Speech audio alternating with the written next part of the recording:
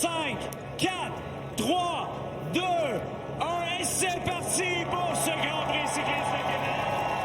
À 11h sur les plaines d'Abraham, les meilleurs cyclistes du monde ont pris le départ, Stéphane, et il fait beau, la compétition est relevée, ça va être toute une course qui est diffusée à TVA Sport.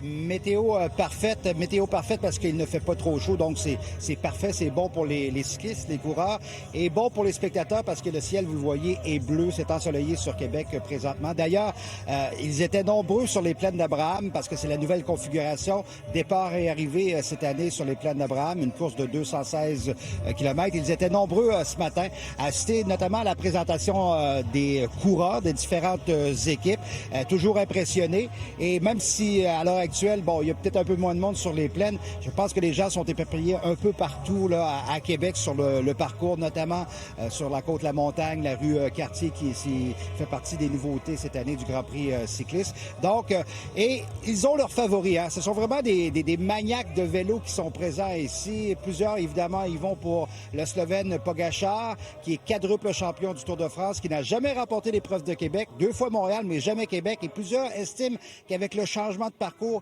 il pourrait avoir une chance, Pogačar, de l'emporter cette année. Mais pour revenir à la configuration, ça plaît aux amateurs.